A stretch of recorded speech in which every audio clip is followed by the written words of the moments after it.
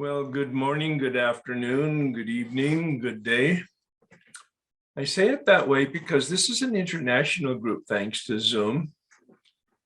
Based on our time zones, I welcome you. I welcome you to this workshop. Please join me in prayer. God, grant me the serenity to accept the things that cannot change, courage to change the things I can, and wisdom to know the difference. We're here to talk about the traditions as principles. Today's journey is a continuation of one we started in January. This year, I decided to do a monthly dialogue, really. More than a study or even a workshop. It's more a dialogue, a gathering of people who have done some work or have become somewhat familiar with the traditions that we'll be talking about. And then we'll just share our experience as well, perhaps as have dialogue about some of the questions. We've actually looked at traditions 1 through 3 in the second conference. The first was an orientation. And then we looked at 4 through 6. And today we'll be looking at 7 through 9. Next month, we'll be looking at, obviously, 10 through 12. And the final month in June, we'll be looking at an overview, looking back over our shoulder at what is our experience with this process. I invite you to join me in this set-aside prayer. All the knowledge and all the experience is wonderful that you have, but to the extent that you hold on to that at this very moment, it might block you from having a new experience today because you'll be looking through the filter of yesterday. And sometimes that blocks us from seeing new aspects, new perspectives. Kind of like the kaleidoscope. When you touch the kaleidoscope, the picture changes each time. And that's actually my experience with the whole spiritual journey. Almost on a daily basis, there's a nuance. Sometimes more than a nuance. Please join me in this set-aside prayer. God, please set aside everything that I think I know about myself, my principles, the 12 traditions, and you, for an open mind and a new experience with myself, my principles, the 12 traditions, and especially you. Just as a review, my special interest is in the steps, as most of you know. I spend most of my time and most of my life unpacking them for my own personal information and experience, as well as helping other people. But the traditions are similarly important to people on the spiritual journey in a 12-step program, especially. It's really about group function. That was the original intent and motivation for the development of the traditions as guidelines. Principles that will guide the group in its individual function within itself, and then for its individual function with other groups, among the groups in the 12-step community worldwide. But many people, especially some people in Al-Anon, had the wonderful insight about using the traditions in our personal life, principles to apply to our personal lives and to our relationships with our family, and then for our family among other families, for personal living. Bill's concept was developmental, as most of you know historically. He codified the 12 steps in the big book of Alcoholics Anonymous when he was 4 or 5 years sober, a product of a group conscience, truly.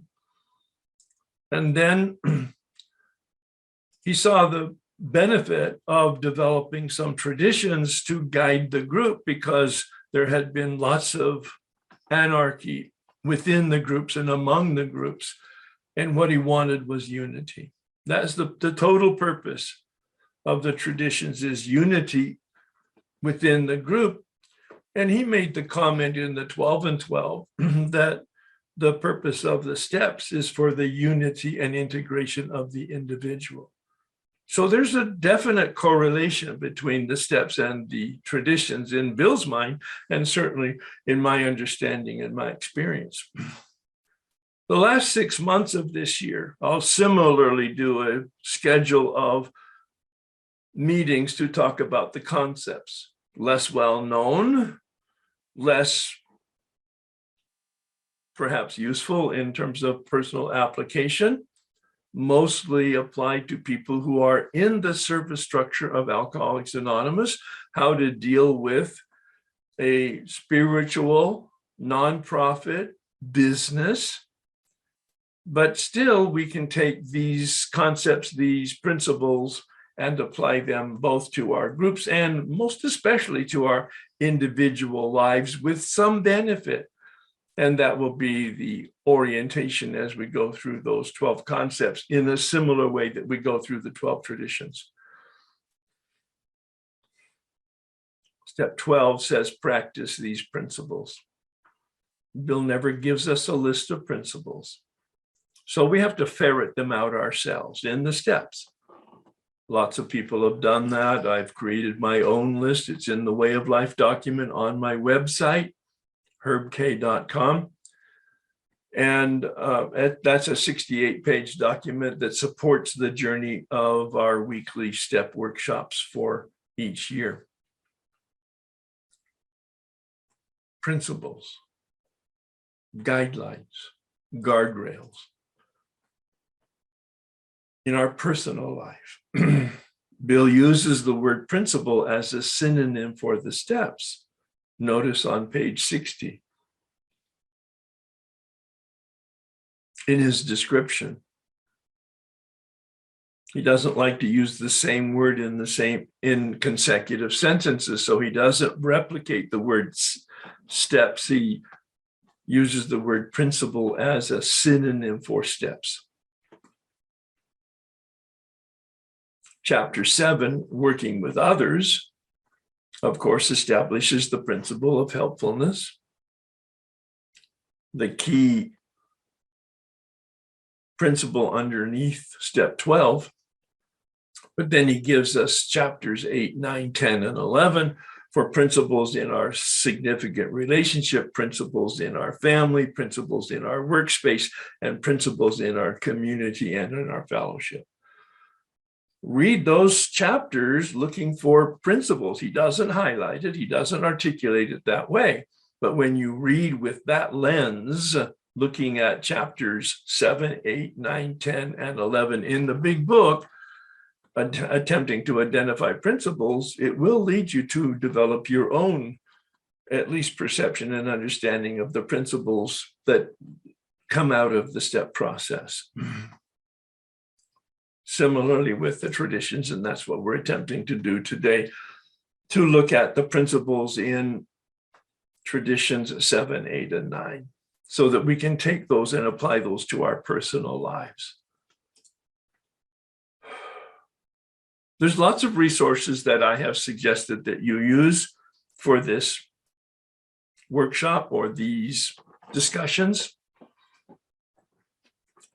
It could get quite complicated and quite burdensome if, in fact, you were going to dive deep, which I don't intend on doing. I've done that in the past. I have a recording on YouTube of a 14-week,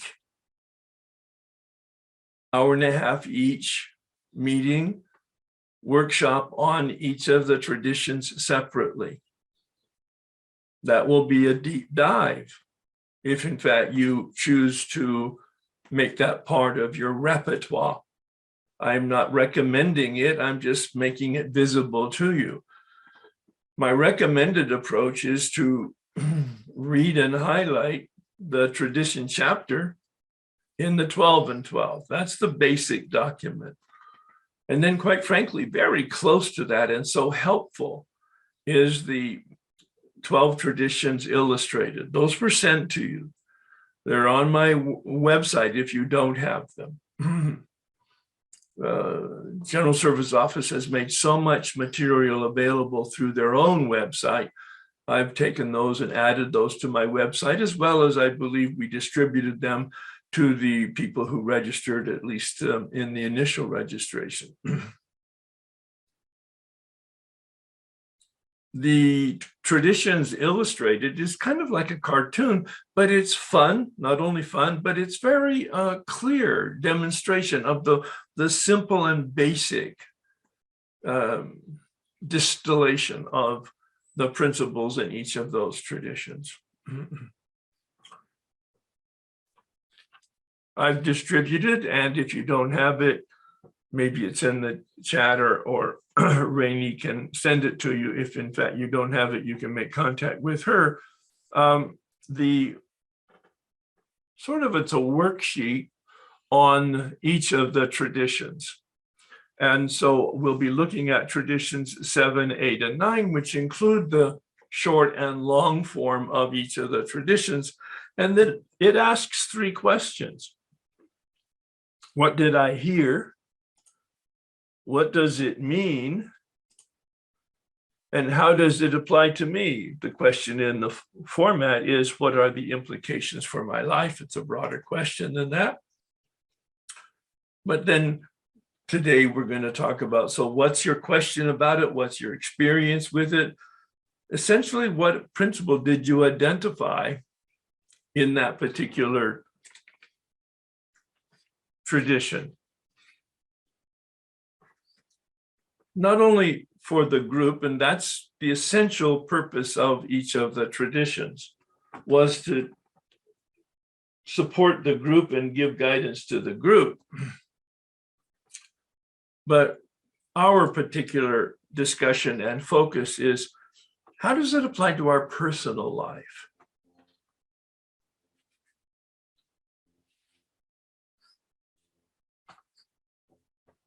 I'm looking at some notes.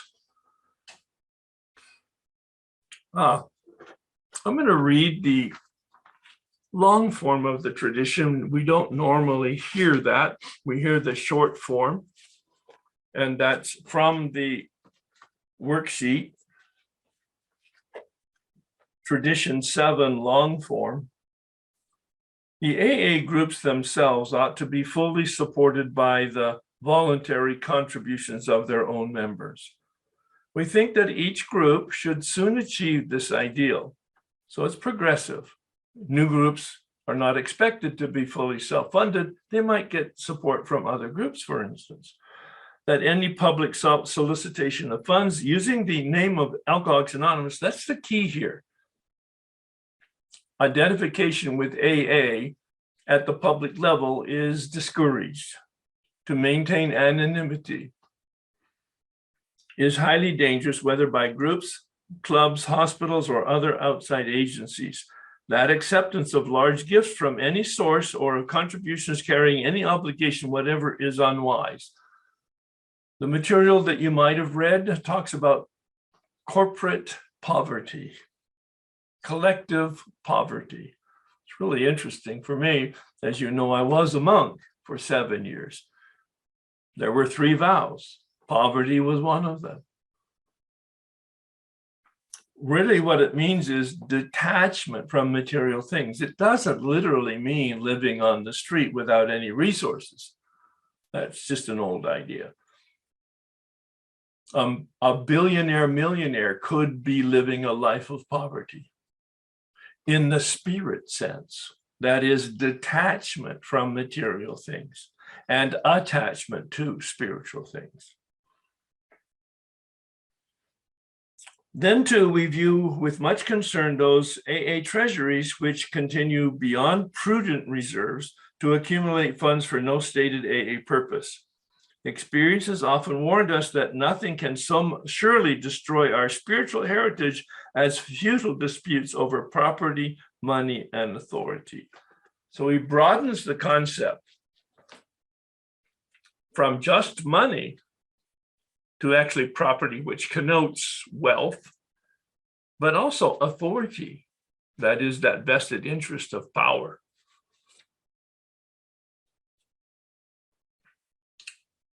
I sent you some meditations on each of the traditions. The meditation are just reflection questions. Tradition 7 is about AA's collective poverty, group accountability, and personal financial responsibility. Do I concern myself with the financial aspects of my group's operation? Now, that would be relevant to the group support coming from Tradition 7. The question of prudent reserve, appropriate distribution of surplus, responsible reimbursement of expenses.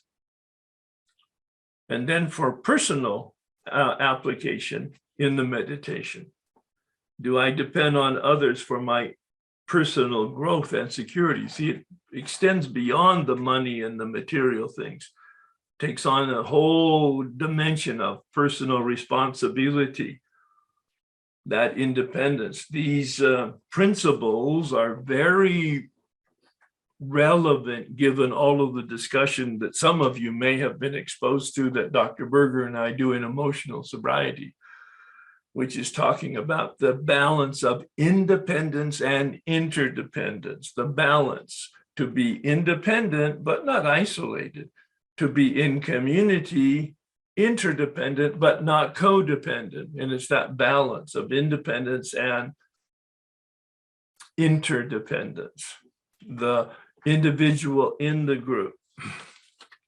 I made the comment in the orientation,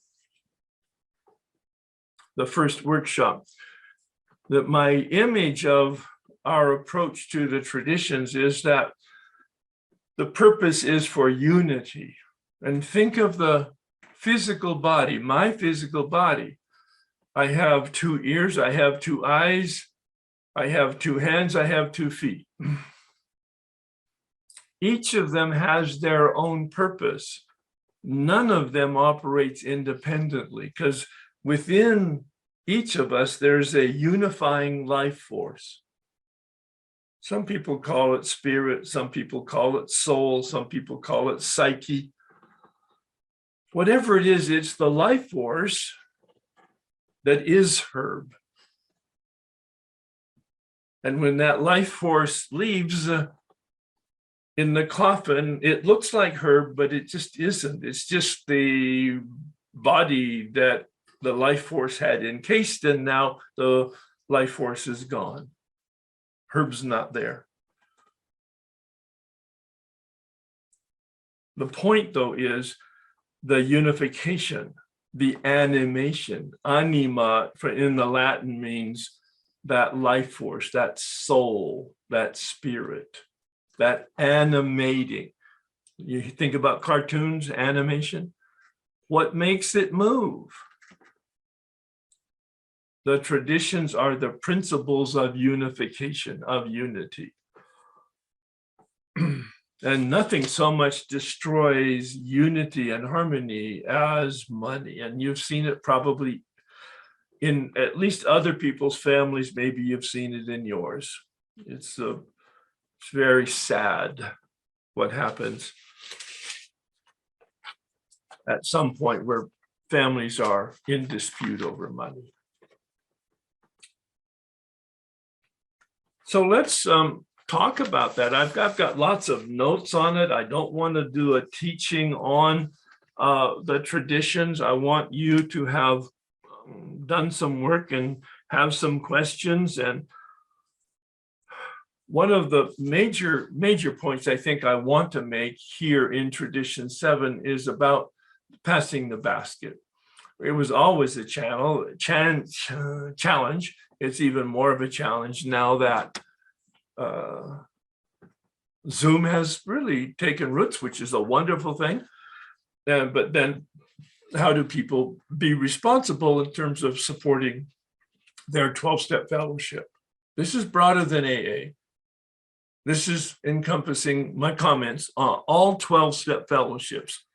Their general service office needs support. That means whatever their equivalent to corporate office, their local geographical districts and their local geographical groups and their group itself need support in order to carry the message. That's the whole point of it, to carry the message.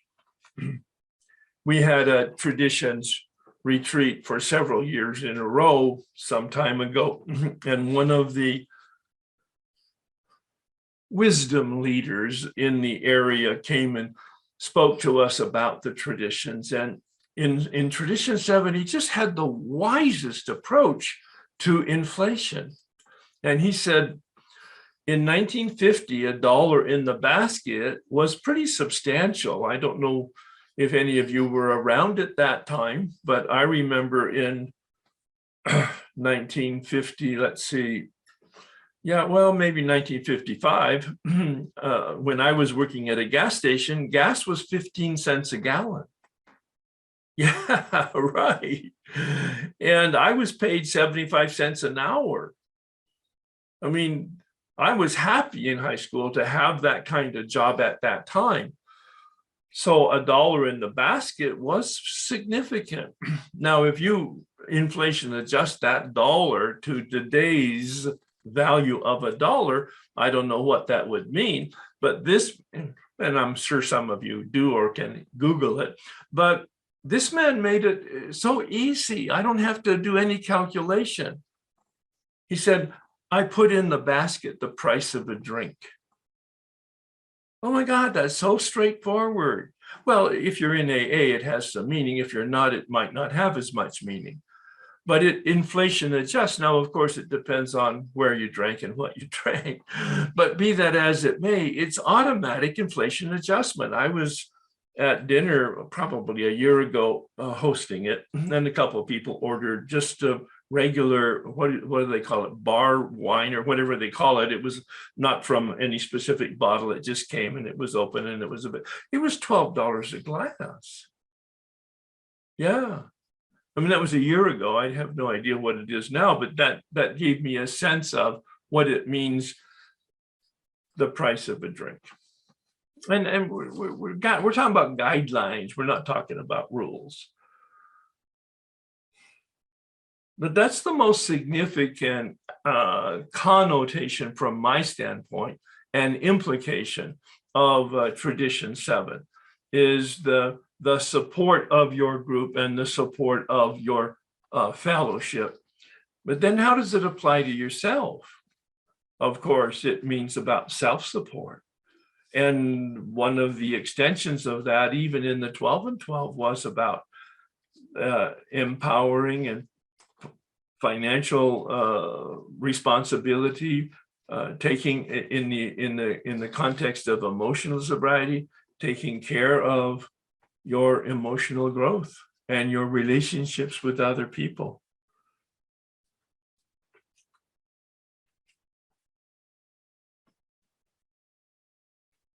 There's lots of practical implications of Tradition 7. Maybe some of you will ask questions and or make comments about what you've learned and or what you've experienced in your journey in the 12-step community. I'm not going to, I might raise them later on if they don't come up in our conversation. So you're welcome to raise your hand if you have questions or if you have comments, or especially if you have some experience with being in the AA structure or the 12-step structure of your particular 12-step group. Kathy, please. I wanted to talk about being self-supporting personally. And when I came to the program, I knew I was not an alcoholic, a workaholic. I'm in Al-Anon. Yes. So, and that was a problem in my life, but I didn't know how to do anything different. Gradually through working, developing a program, working the steps, having a program, I needed to, just like I hear the alcoholics say, change my playgrounds and my playmates. I needed to find another job you know, it was kind of like doing a geographic for my work life. But I was interested in having another life besides work. And so I felt like I had good reason for doing so. And I'm very grateful that I did. But, you know, with that change in work, there came a reduction in income. So there was that feeling of, oh my gosh, I don't have enough. That feeling can come up for me in numerous ways. You know, I'm not enough, or I don't have enough. It can be money, it can be whatever. But, you know, I guess gradually, I mean, I just learned to trust the process. That was a phrase I heard. That was scary, but I tried it. And I also would think about that story in the big book, as I've heard somebody refer to it, about Jesus with the loaves and the fishes. And sometimes I'll still, we had an event, we have a year-long, a weekend retreat. I'm part of the planning committee for that. And I got concerned one time about, is there going to be enough food for the people on that particular meal? And I thought about, once again, those loaves and the fishes, and it's like, you know, the process is going to take care of it. So that's been part of my experience. I just wanted to share. Thank you. Yeah. Well, and being conscious of what does it mean to be self-supporting, both yourself personally, which you addressed, as well as the group self-supporting. For the group to receive a substantial discount from the organization that owns the building, is that being self-supporting? I'm just raising the issue. I'm not answering the question. I know our local retreat center that supports us here gives a substantial discount to the 12-step fellowship, and they're quite happy to receive the discount. And that's the retreat center's mechanism for supporting the 12-step community and attracting this 12-step community to the retreat center. So they have some marketing objectives with regard to that. Thank you, Kathy, very much. Thank you. Yeah. Other questions, concerns, comments, especially experiences, please. Carlene.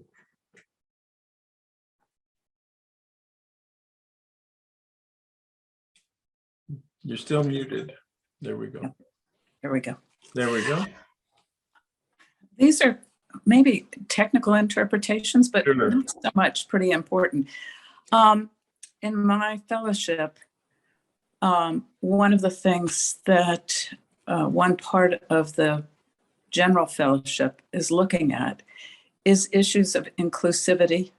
And part of the group says this is really important, and part of the group, and that means race, gender, all that. Part of the group says racism, for an example, is an outside issue. I know that's on a previous step that you covered, but it's just come up. And the second question related to steps, that I wanted your comment. And then the second question is,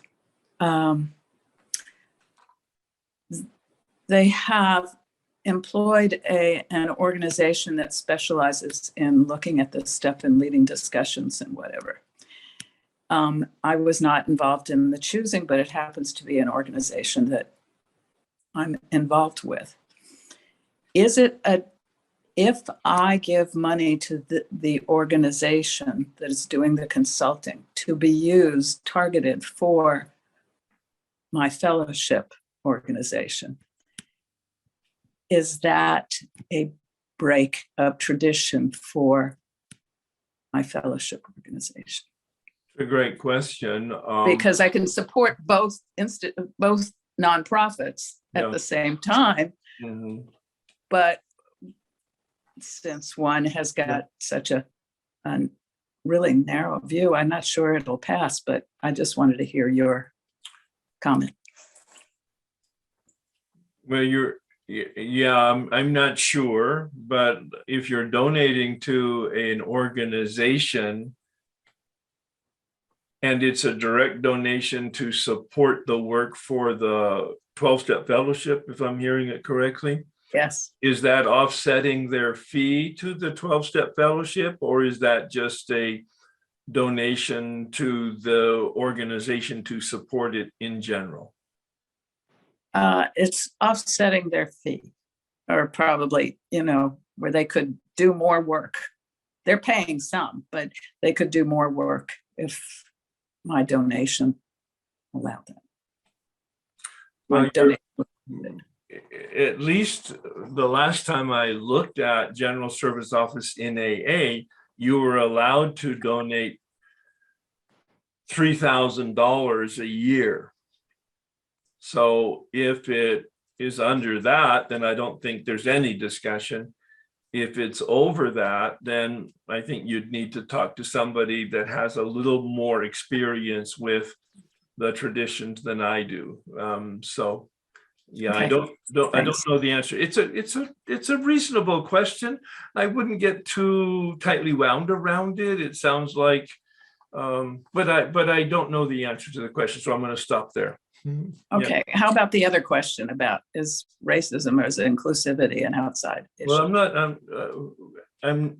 well, it's clearly an outside issue in the sense of general racism, but it's not even a subject of discussion within the fellowship. I don't understand the question within the fellowship. There were part of the fellowship, particularly people of color, that felt not included or not whatever. So it's an effort to deal with that within the fellowship. Yeah. Well, it's the only requirement for membership is a desire to stop drinking. That's the 5th tradition, I think. And so that's not subtle. I don't see the relevancy of a discussion on racism. It doesn't exist in AA, at least at the principal level. At the principal level, but at the. But what are you implying? What would racism exists? No, I understand. But what is the real question underneath it? The question is, can you deal with issues about race, homophobia, and that sort of thing within the fellowship? People feeling excluded, people having experiences that are really harmful, not by anybody intending. I mean, it's not, well, it's by blindness. But what is the implication of the question? Are you saying, is it a reasonable question as part of a group conversation at a meeting? Yeah, no. Is it a reasonable conversation to have at the level of the board and at the level of committees? You bet. Board committees. You bet. The whole spirit of a 12-step fellowship, any of them, is inclusivity. And if there's some concern that there is some violation, some inappropriate action like that is contrary to inclusivity, then that would be subject to a leadership discussion as well as a group conscience to make people, to inform people and to make people aware. But be careful here. You don't want to create social controversy in the sense of any type of, how would you say, political conversation that's really an outside issue. Mm-hmm. Yeah. Thank you. Yeah. But absolutely, from my standpoint, it would be relevant at the leadership, at the group conscience level, for information and discussion, and for making people aware that there may be some unintended attitudes and or behaviors that are creating a sense of exclusivity. So sure, I'm very confident that being informed about problems or perceived problems in the spirit of principles that are here and need to be understood. I think that's really important, as long as it doesn't become a political discussion. Yeah, yeah. I see what you. Yeah. Thank you. Yeah, it's a tough one to negotiate, to navigate, I'm sure. Yeah. Especially these days where it's really a hot button. Lots of hot buttons. Yeah. Yeah. Yeah. Bill in step 10 says our code is love and tolerance. That, as long as we can come with those are the two lenses through which we look. And then that tradition 5, which is the only requirement, at least in AA, the only requirement. I'm sure each of the 12-step fellowships has a similar tradition adapted for that particular addiction in that fellowship. Yeah. Thanks, Carlene. Yeah. No black and white answers here, but the discussion is really important so that we get really clear as to what our intent is, what our motive is, what the appropriate action is to foster. Keep in mind what the purpose of the tradition is, all of the traditions, each of the traditions, unity. The overarching purpose of the traditions is unity. The specific purpose of each of the traditions is unity and to support the overarching unity. Yeah, thank you so much. Ashley, please. I really enjoy dealing with the traditions. I was volunteered to share on Tradition 7, and I had this vision of lifting my own balloons, the difference between a helium balloon and a balloon that I blow up with my own hot air.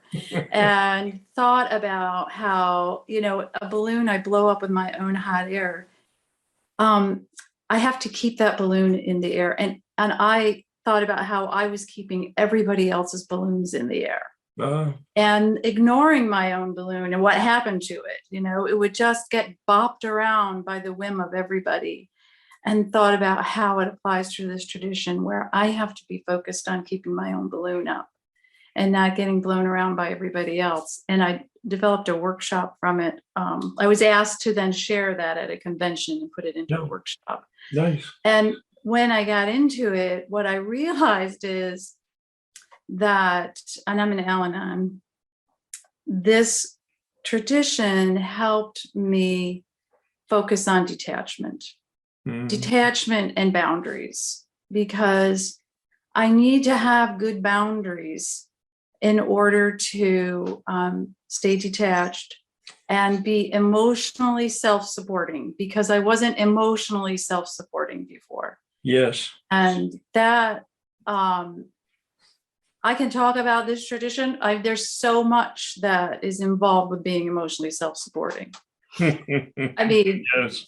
Isn't it the 12 steps? Isn't it step 1? My power. Well, it's the whole concept of emotional thing. sobriety, sure, of course. Right. So, and I think about the money part of this. I'm also involved in service. I'm an area chair right now, and realizing that this, as we're talking about it, I'm thinking that this tradition also involves commitment, the commitment that I make to the program. And part of it is with money, but it's with time and presence. I mean, even showing up on a Zoom call. Am I really here? Am I really listening? Or am I doing 5 other things at the same time? And so I think there's a lot of depth in this particular tradition. And I guess I'll leave it at that. I've been, just as we were talking, I was thinking about that word commitment, and how much, you know, I commit with my money and I commit with service. Yeah. Well, but your point was also time and attention. I love the broad inclusivity of the implications of that. Exactly. Yeah. And I was we had to think about I have to write an article for our newsletter, and we always have a topic. And one of them was keep coming back, and was thinking about, I have to commit to the program, and service is a commitment. And I'm seeing now, one of my concerns about Zoom is this lack of commitment when we're on Zoom. It's so easy not to commit. It's so easy not to commit our money and our time and our attention. And, a good balance is important. And I have to be careful about how convenient things are. Yeah, I think we're still navigating our way through that and learning from it. And then when people will make comments about their experience with it, both pro and con, we'll all learn from it and get more conscious as to how to make it a really, really useful tool and avoid some of the potential pitfalls. Yeah. But anyway, that's my experience. I'll let someone else talk. Thank you. No, wonderful. Thank you for your contribution. Ashley, please. Hi, Herb. Hi, everybody. I love this tradition. This tradition, when I first came in the rooms in 2016, I'm Al-Anon and UA. When I first came in the rooms, this particular tradition is the one that stuck out. And I'm going to share just a quick little how it affected my personal life, and then how it worked in a group situation at the program level. But, years ago, I gave a family member my life savings, and I didn't discuss when it would be paid back. This person was very well-to-do. I just assumed, it would just get paid back, and it didn't. And it affected my life and the next step in my life. And then later on, this person was flying high again, doing quite well. And I asked to get that money back. This person promised, and I made a choice to leave my job, and with the promise of getting this money back. And lo and behold, it didn't turn out like I thought. And so I became not self-supporting. I lived with my mom for a time. And the point is, I became not self-supporting. And when I saw what that did to me as an individual, and what that did for my confidence, and what that did for my ability to have ownership over my own life, when I heard that Tradition 7 is being fully self-supporting, not taking outside contributions, it was a very clear line that I had to, it didn't matter what the circumstance was, who owed me what, I had to be self-supporting at this moment in time, right now. Yeah. And as soon as I took that step, my life changed immediately. When I made that decision, literally, I made the decision. And the crazy thing is, the very next morning, I got a phone call for a job offer I didn't even apply for, and I moved a week later out of living. I mean, it was quick. It went like that. So, and it was from hearing it in those meetings, and listening to the discussions and speakers talking about Tradition 7 and what it meant in their own personal lives. Yeah. And the power of, oh, this is just a thing I do. It took me out of my Al-Anon mind of overthinking, oh, who owes me and what? It was just like, no. And the power that came from that I can just simply decide in this moment and choose to act. Yeah. And I have no idea how that happened, because I hadn't worked through anything really. It popped out. And without formally or maybe even consciously connecting to the word trust, you were able somehow to trust yourself, trust your fellowship, trust the world, trust whatever concept you have of God, to be somewhat trusting that you can rely on the universe if in fact you take the right attitude and then the next indicated action. Yeah, underneath that there's some level of trust. Yeah. And I didn't think of it like that. Yeah. What had shown up for me is that my self-esteem had been obliterated by turning Sure. myself back into a child. Sure. Financial independence is what Sure. it means to be an adult for me. Right. And being dependent on my mother after I had never been dependent. Right. I mean, I had jobs in high school and elementary school. And so to be in this position, and I want to be clear, I put myself in that position. Well, sure. Yeah. I mean, at least you came to a point where you took responsibility for whatever the dynamics were that got you where Right. you are. And that's again, I mean, that's huge. Yeah. And it was a change. It was just a change from then on. I was like, oh, I'm always going, well, this is my belief, is that when I believe and I know I'm willing to do whatever it takes, I will be able to be self-supporting financially. I can't explain how rooted that is after a number of different experiences. Right. And then on the group level, quickly, you know, I spoke about the last two traditions conversations, but we had this Zoom thing where another group had plenty of people and too many people, but no one was giving money and couldn't support their own expansion of a Zoom room, the additional costs. And it was quite interesting because people used Unity. And so this group members brought a group conscience to another group in another city to use their Zoom room. I was in charge of that room at the time. And I said, you know, this is a tradition 4 autonomy and also tradition 7, but the group chose to allow it for 2 reasons. Members came in from the group that needed the money and like hijacked the vote. But the other thing was unity, and exclusion was actually used as the argument for having, it was a very interesting thing where exclusion and unity, like inclusion and unity, was used to support this choice to not finance its own room. It was a very interesting decision. And I'm just curious what your thoughts are when different, when that comes up against each other. It sounds pretty complicated, but it's very clear. My sense is that sometimes there can be some temporary support where it might be necessary, but that long-term, every individual group needs to be self-supporting or it dies.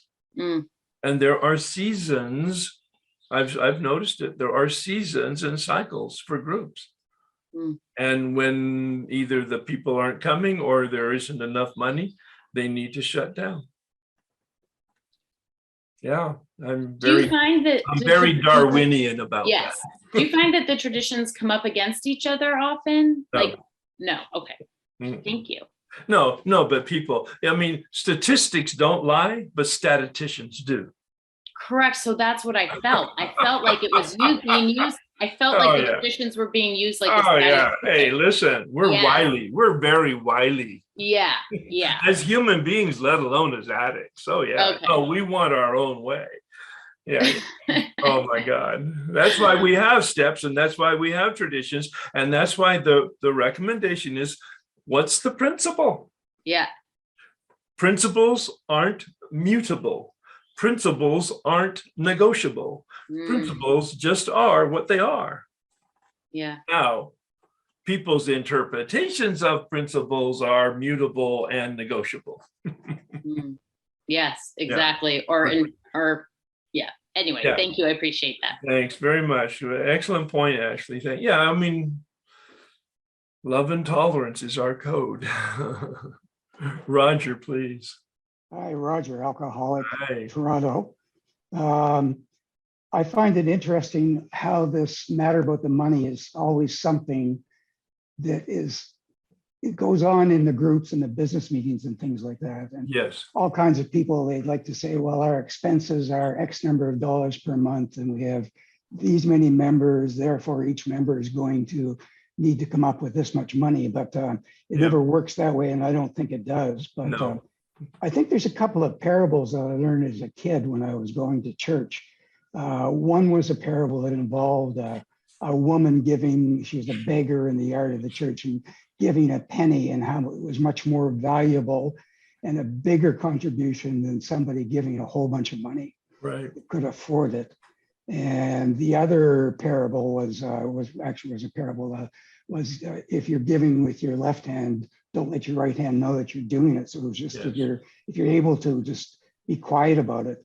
Karl Marx probably put it the best, and it was a spiritual principle, but I don't think he would have seen it that way, that from each according to his ability, to each according to his needs. Yeah, well, St. Paul basically said the same thing, and yet pushed to the extent of some type of political application. It's disabling the population rather than enabling the population, right? Mm-hmm. Yeah, the World Service Organization comes out with a little card in relation to self-support that some groups read, and I just pulled it up on my web browser, but it's kind of interesting. It's not very long. The seventh tradition states that Alcoholics Anonymous is self-supporting through our own contributions.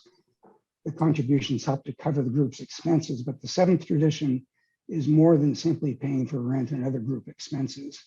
It is both a privilege and a responsibility of individual groups and members to ensure that our organization at every level remains forever self-supporting and free of outside influences, which of course is what we're talking about. And then the last paragraph that they have is the monetary amount of each contribution is secondary to the spiritual connection that joins us in unity with AA groups around the world. Yeah. Well, I see, and that's a philosophy and a principle that just really becomes quite inclusive and broad when you're talking about, it's not just supporting your individual group in your church circumstance and those expenses, but think in the biggest pictures about the General Service Headquarters Office and all the literature they provide and all the administration to support carrying the message, both internationally and et cetera, geographically. So that's a really good point. Yeah. Thanks. And there's a pamphlet, at least from the General Service Office of AA, on the group that has a recommended, there's no rules, but it has a recommended percentage contribution to the various organizations, both General Service, the local district, H&I, those kinds of things. And so they try to help the group, the individual group, determine the distribution of the money that is in fact collected. Some of it goes for the group support, some of it goes for the various levels of organizational structural support that is necessary for the whole body of in our case, Alcoholics Anonymous to function. Yeah.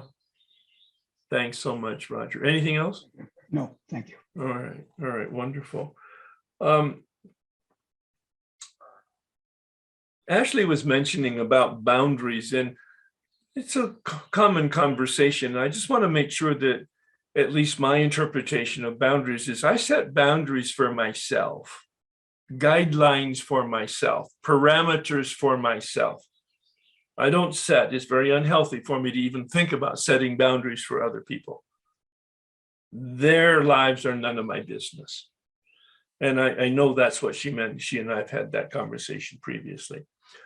And then the other comment we were having about the independence and the interdependence, Dr. Berger calls that differentiation. And you may or may not want to take a look in a Google sense. It's worthwhile pursuing understanding what differentiation means. My eye is not my ear. My hand is not my foot. They're independent, and yet they're all organized for the benefit of the whole. And so it's a wonderful concept, biological concept, that is applicable to emotional sobriety. Nancy, please. Oh, just for a minute, Roger, what kind of dog is that? A Labrador. Oh, okay. The most loving dog in the world. Oh my God, it's like a teddy bear. That's right. All right, thank you so much. Go ahead, Nancy, please. And that was what I was going to say when you asked that question, Herb. I was going to say it's a loving dog. Yes. I'm Nancy J, a compulsive overeater. Good morning, Herb, and to everybody else. I know you said that you didn't recommend the YouTubes, you were only suggesting them. I recommend them. Oh, okay. Yeah. I don't want to overburden people, but I agree with you 100%. And the thing that was interesting as I continue listening. You might be clear about what it is you're recommending, because you jump right into the middle of it and people may not understand the resources. Yeah, the Herb has YouTube recordings of workshop on the traditions. And I found them very, very helpful and a good supplement to the readings. And the fact that you discuss each of the readings in the YouTube, I found very interesting. But it's just like when I come on to this meeting, I say, oh yeah, there's that person, there's that person. I expect to see you guys. And it's the same thing with that YouTube thing. I keep hearing the same voices and it's like, oh yeah, I like Nicole. I know she's from Al-Anon. Oh yeah, I like Jeff. So I find it very, very interesting to feel like part of a YouTube family. I really struggled with this tradition, finding an application to myself. And I wanted to say something about Ashley's share. When she shared about how she felt when she was no longer self-supporting. That's the danger of accepting contributions. You lose a power that we count on within ourselves.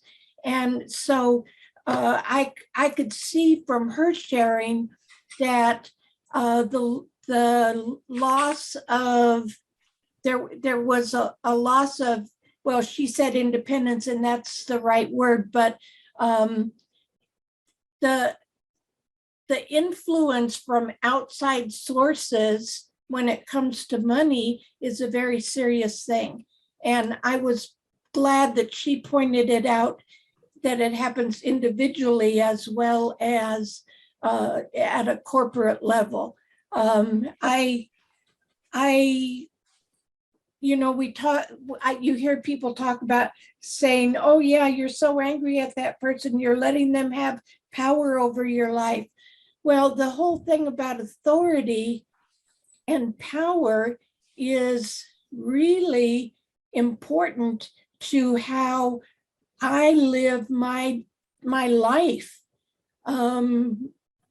guided by my higher power and supported by my higher power.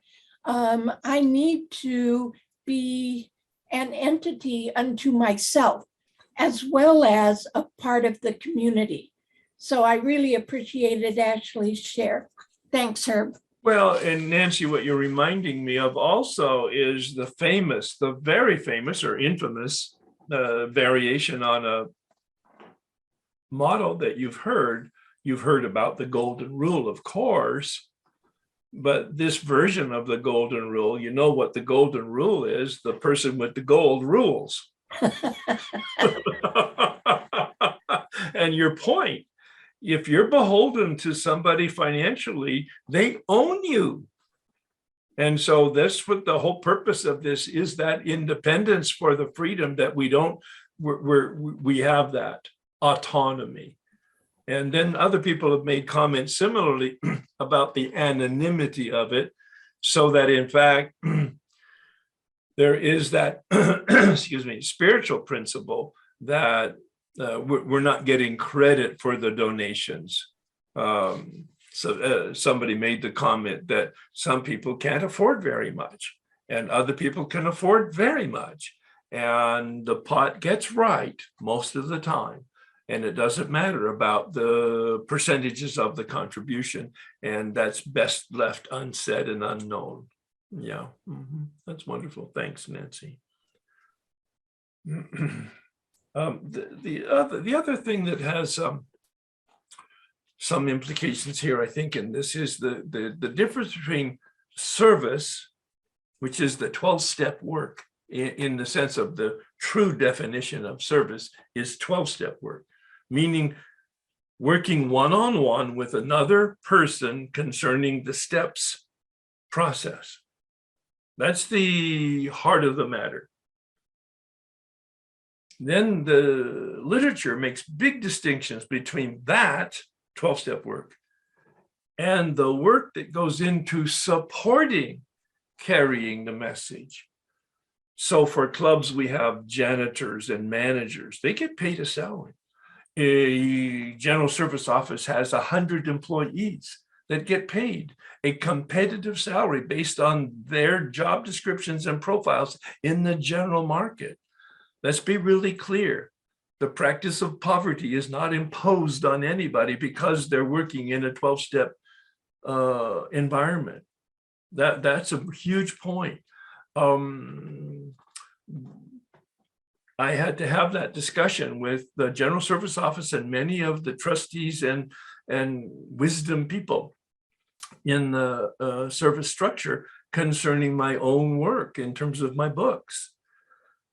And I'm an author. I get paid as an author. I'm writing about my knowledge and my experience so that other people will be helped by that. But the royalties come to me because I'm an author, not because I'm a 12-step person. They were very clear about that. They were equally clear about the anonymity part, which we'll talk about, of course, in the next session. And that is, use my first name and my last initial. That was their conclusion, which I followed, willing to go along with complete anonymity or complete disclosure. But they said, no, the middle ground is what we recommend. First name, last initial. So we'll have more conversation about anonymity in the next structure, tradition 11. Ashley, please. Hi, Herb. I just thought of the flip side of my personal experience and how it showed up in an opportunity in group environment. So when I was leaving this commitment, this Zoom thing that I had put my credit card down for, it became clear that unintentionally, I was now having too much authority. And I was now pretty much my mom, and the group was me, like in a weird way. Yeah. And because I was fully self-supporting, and I'd been reimbursed by the group, but I had to leave and end a contract early. But because I saw that my involvement was actually harming the group, like the way it was going, like the hats I was wearing, I needed to step away. And that I said this, I signed like 5 leases at once. I took too many and I needed this lesson. And for me personally, the best way to learn is a financial hit a lot of times. Yeah. And so when I saw that it was not only harmful to me, but to the group. So that's when I relinquished my position and said, someone else will have to figure this out. Yeah. Because I saw what was happening for both of us. And I think of it, it's like that line in the big book where it says, no adult should have too much emotional dependence on, it should have been weaned from its parents for emotional dependence by a certain age. I feel that financially too. And I noticed that once I was the one having to wean myself off of, supporting something, it was difficult, but also very respectful of the group, because it respects every person as an equal part of the group, and the group able to show up for itself and provide the service positions necessary so that somebody doesn't have dominance over the group, which is what I saw could happen. Yep. That's, see, and we learn from our mistakes. I mean, that's, I'm finishing a reflection on life as a practice. We get to continue to practice.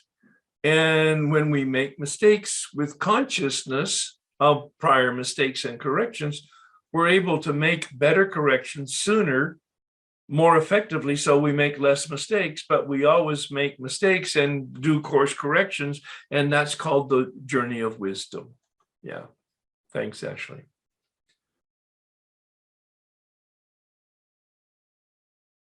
Let's continue with our discussion with tradition 8. I might have slipped into that with a couple of my comments. The bottom line on tradition 7 is the principle of self-support. And the book talks a lot about the 12 and 12, poverty, corporate poverty, poverty of the individual, not meaning a lack of support or services or finances, but a non-attachment to the money, non-attachment to the power, not attachment to the authority. Ashley addressed that very well in giving her example of her experience. Tradition 8, long form. Alcoholics Anonymous should remain forever non-professional. We define professionalism as the occupation of counseling alcoholics for fees or hire. So obviously, non-professional means there's no money involved.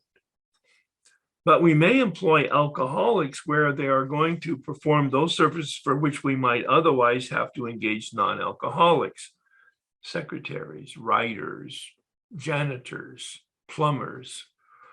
Such special services may be well recompensed. I mentioned that in my last comments connected to tradition 7, actually.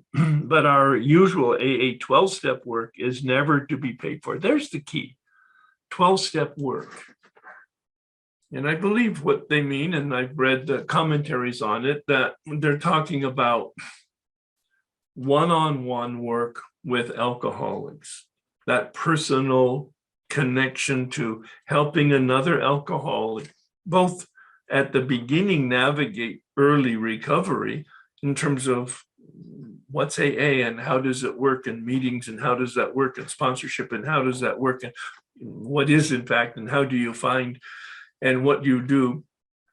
All of those kind of questions, the protocol in meetings and how you conduct yourself and the ingredients and resources for developing recovery,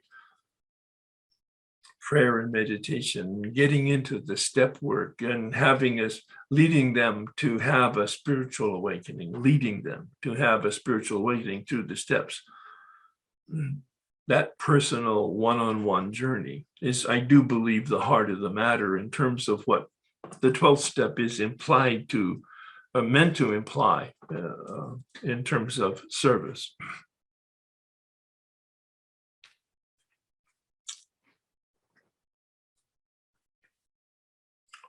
Tradition 8 is about non-professional 12-step service. This is the meditation. And justice for those hired to support it. Am I rigorous about the separation of 12-step service and recovery? Personal compensation for services that support recovery in a professional or semi-professional setting. Do I get paid for any form of legitimate 12-step work that should otherwise be done for free? Am I supportive of competitive wages for those in the 12-step community where you're part of a leadership group, perhaps, or a group conscience? For those whose personal work is to support the structure and actions of recovery, do I give my time and talent generously? It's a wonderful word, generous. When I'm working with men, even with groups especially, I talk about identifying what the principle is. But first, identifying what the principle is, Always take the high road and always be generous with your commitment to the high road. It's never failed me, and it's, at least in my experience and observation, it's never failed those people who actually embrace that and experiment with doing that. So I come across lots of counselors and therapists who have found their way into the recovery community in the beginning because of their own addiction, and then because of their journey in recovery and their desire to help other people make that journey. They become certified or degreed and or trained and or licensed to actually help other people in some form of career. And they have developed an attitude that they spend 8 to 10 hours a day helping other people, and that's their 12-step work, so they don't have to do it. That's just not correct. When you're helping people and being paid for it, that's your career. When you're helping people and you're not being paid for it, that's your 12-step service. Helping people in the program of recovery in some aspect. It may not be actual focus step work. It may be just being a step 10 partner and companion, or some other form of sponsorship that is helping that person navigate their 12-step program. So that's a very important distinction. If I'm paid for it, it's not service. If I'm using my time as a volunteer to help within the parameters of recovery, that is 12-step work. At least this is my interpretation of it.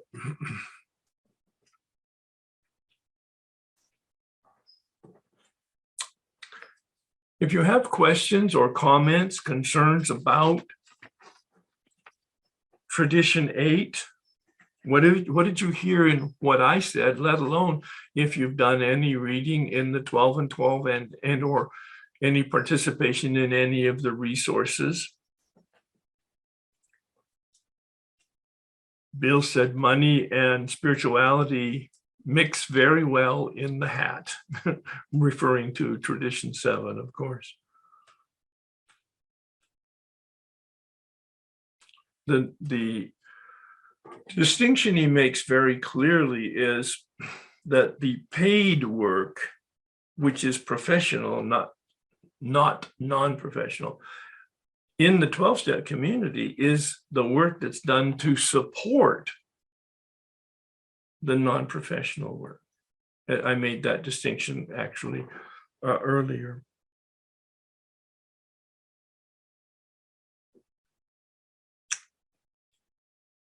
What does it mean to me? It's that desire to help and be helpful. Sometimes our own background and talents lead us in a direction where we can help other people by writing and or by teaching and or by some other form of support that in fact generates some income. It's quite legitimate. Oh, Bill mentioned someplace in some of the literature, I made a note, we are citizens of the world with an obligation and responsibility to use our experience to help. I just love that comment, citizens of the world. And he called Alcoholics Anonymous the cathedral of life. Alcoholics Anonymous, the cathedral of life. We're living in the world of the spirit, he says in the big book. As we come out of step 9 and we go into step 10, he says, we've entered the world of the spirit. All right, so Ashley, please. Yeah, I have a question. A fellow shared that she was doing the steps with her therapist, and I know the two questions I would ask immediately is the therapist in a 12-step program yes, relevant to her? yes, And 2, is he charging her or doing it for free? charging. Well, then he's not doing 12-step work, he's doing therapy.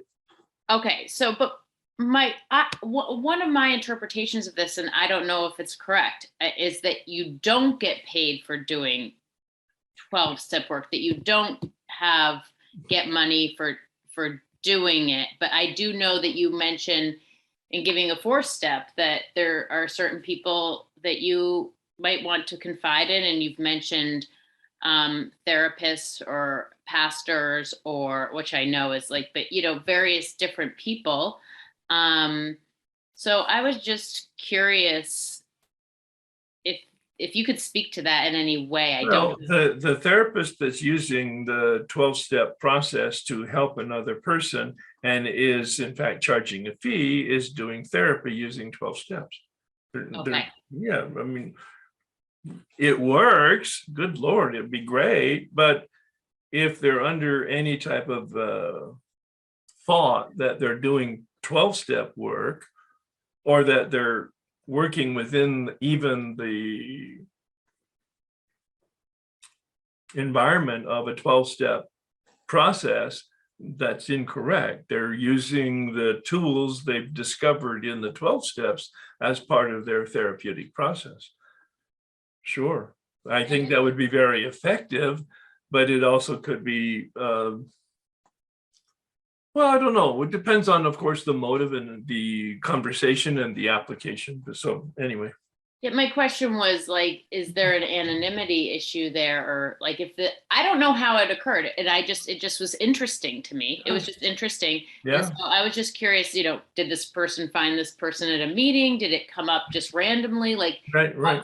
There's lots of questions. I know that there's lots of therapists that have adopted my column 3 and column 4 worksheet or variations on it to help their own clients get underneath their resentment. So, well, I would love it, but I mean, I'm just saying, I was just curious in the spirit of the tradition how it works with the financial aspect too. Yeah. Well,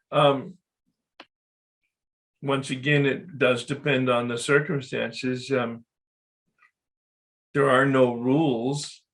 It depends on, well, no, I don't need to repeat myself. Yeah. If you have a different question about it, we can. No, that's it. It was just a kind of thought that. Yep. Yeah. I could see that there's some possible or potential problems with it from the standpoint of the therapist and how it might be interpreted by either the client or maybe other people, but I'm not sure exactly what that all means. It does depend on people's intention and also what they're communicating.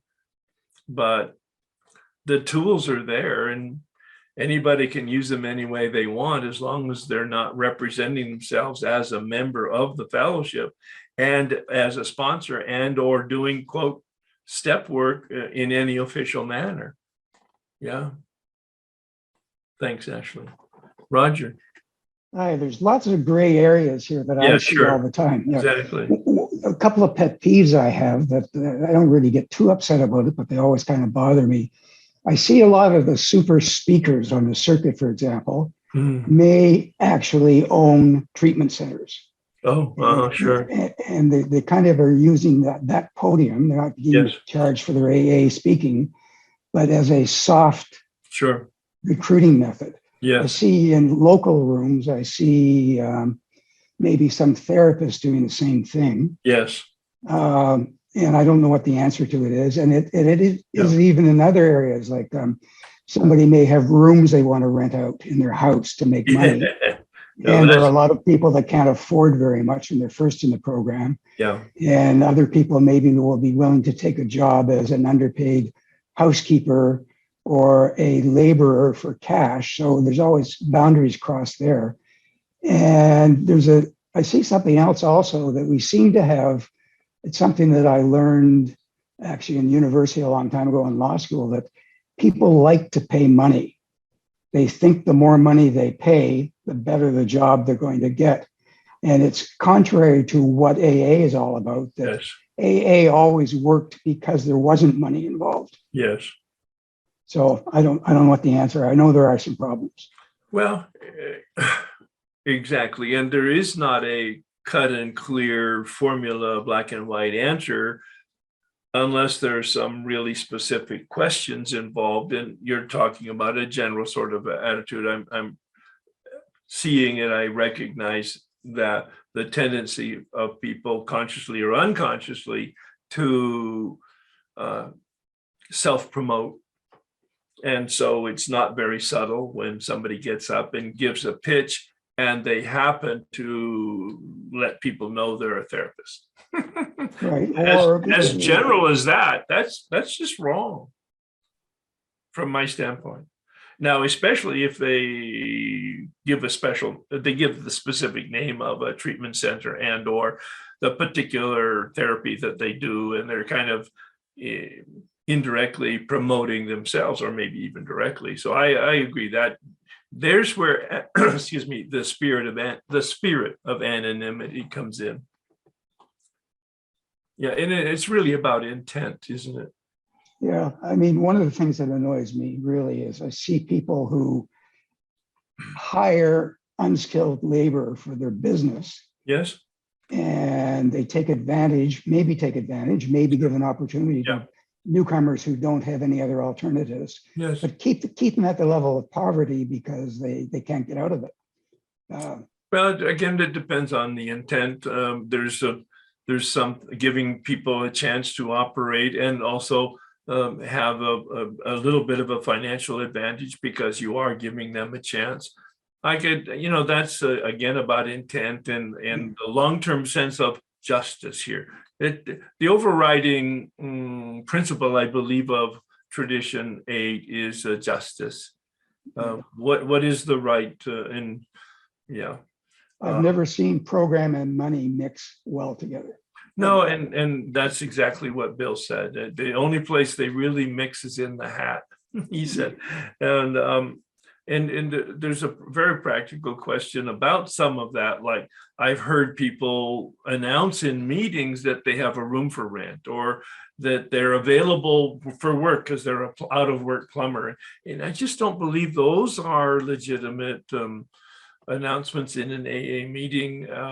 There might be bulletin boards for that. One of the meetings I attend has a AA announcement period, and they have a non-AA announcement period, but they make it clear that it's really about things that aren't AA, but that are related to the recovery process and not just rooms for rent or I have a refrigerator for sale.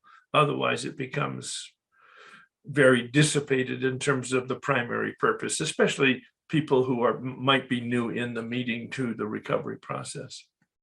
Yeah, so I agree. And once again, common sense and group conscience can determine how that's all handled.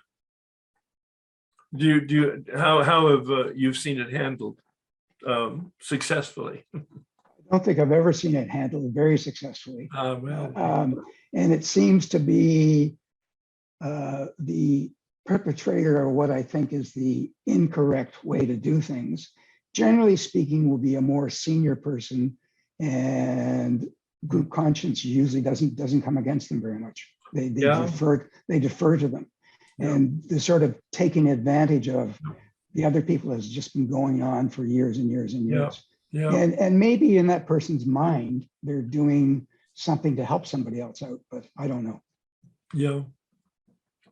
And where the human nature is human nature, and somehow AA navigates it and survives it, right? Yeah. But I agree, these are concerns best brought to group conscience, and if in fact your group doesn't have a group conscience, that's something that probably would be a very helpful resource to have for the group to make sure that it stays on track with its primary purpose, which is carry the message. And the message is awakening, and the message is recovery through awakening. So, yeah. Thanks, Roger. Carol, please.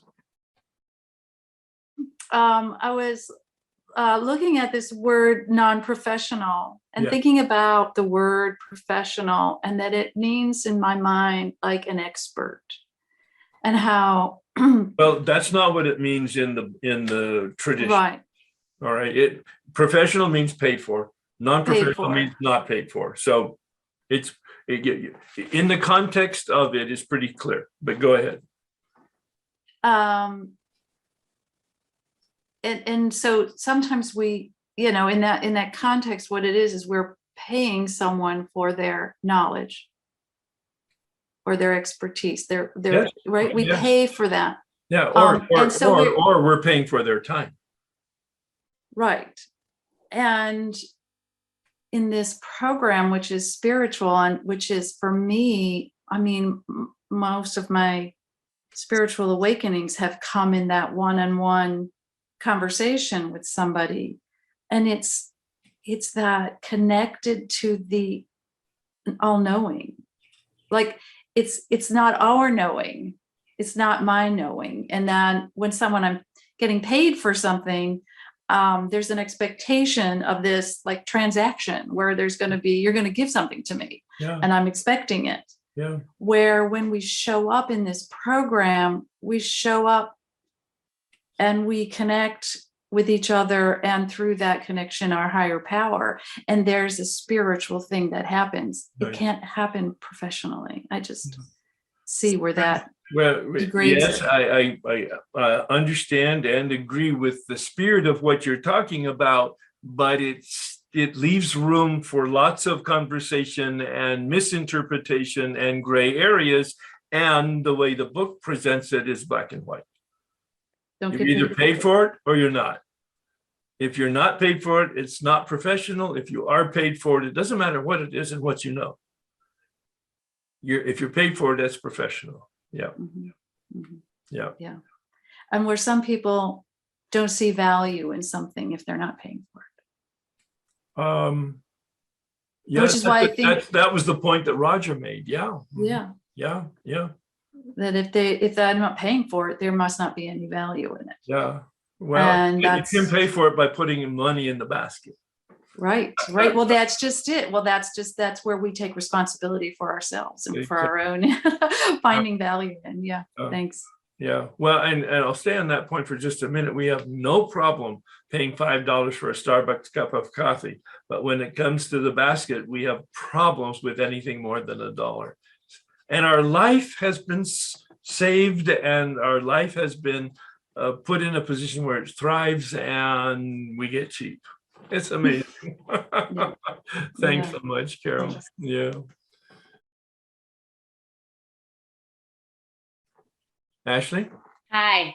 I was just looking at Grapevine and Tradition 8. I think there's a cool line here if I could read. Is that all right? Sure. We are beginning to see that our few paid workers are performing only those service tasks that our volunteers cannot consistently handle.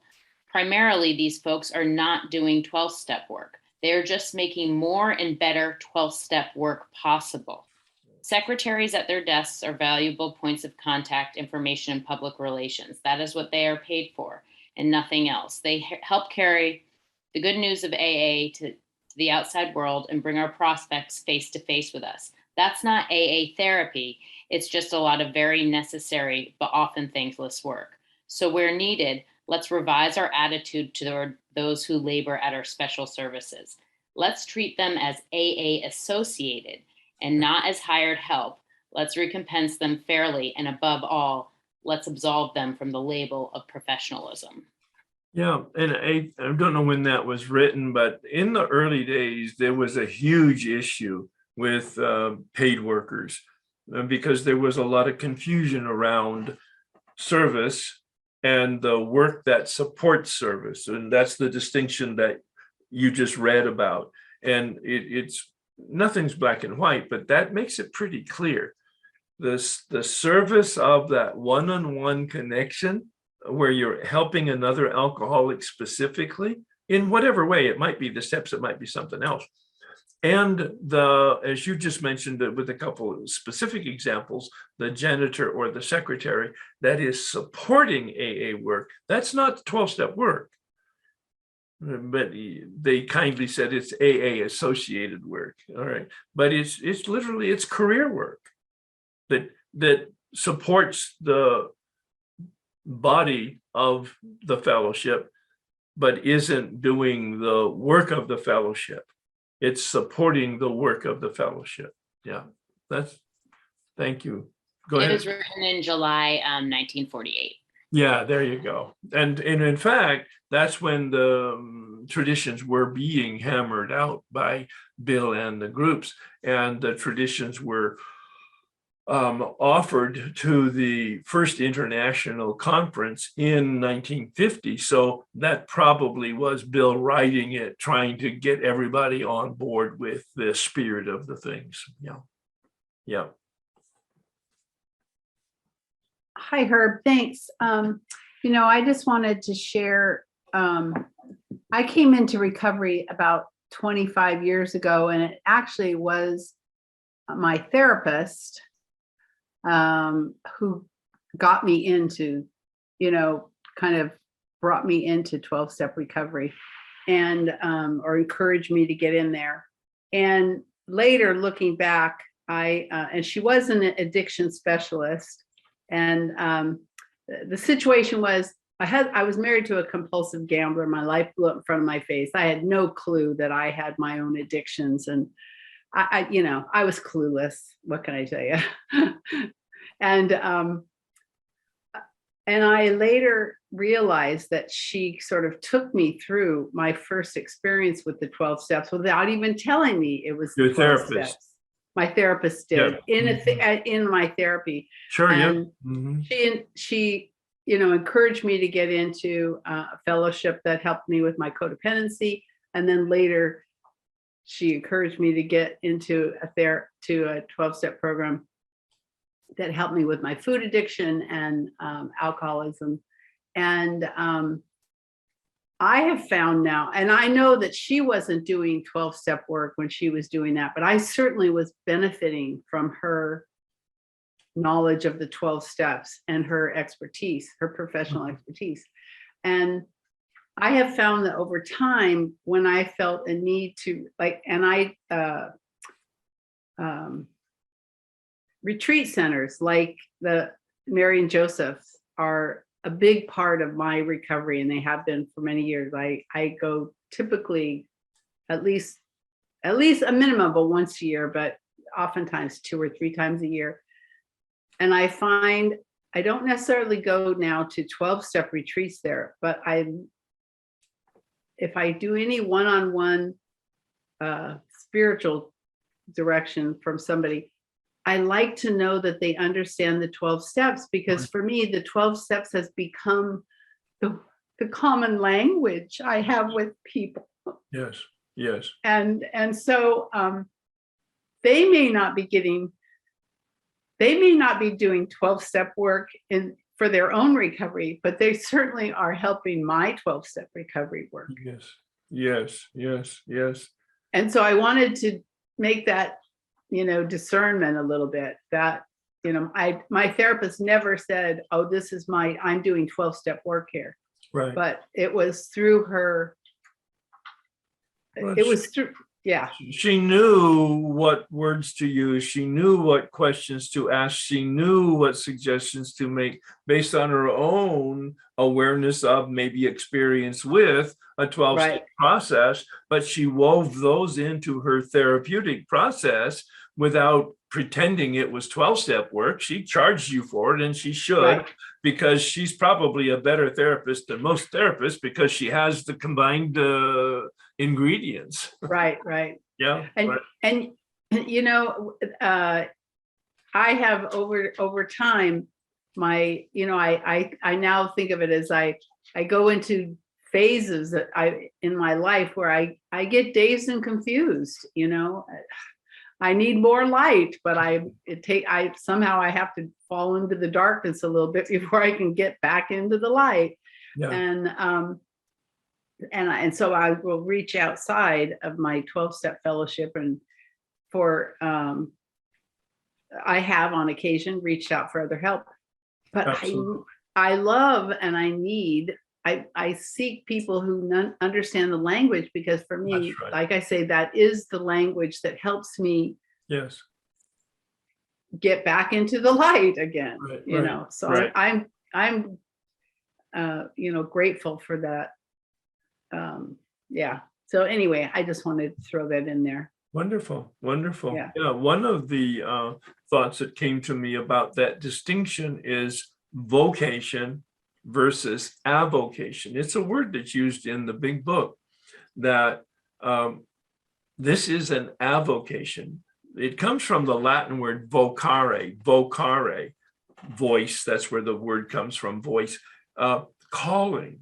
Vocare is calling or to be called. Vocation is to become a doctor, to become a nurse, to become a husband, to become a wife, to become a whatever. You have the competencies for, the inclination for, and the whatever that allows you to do that as a career for supporting you and your family. All right, that's a vocation. An avocation, by definition, is like a hobby, meaning when you put an A in front of it, it's not called, but it is in fact some sort of inclination that brings joy to you, or is an expression of gratitude. That's one of the words that's used in most of the commentaries on some of these traditions, is that it's an expression of gratitude when in fact you're reaching out to help other people have the experience that you've had, as you said, bringing you out of the darkness into the light.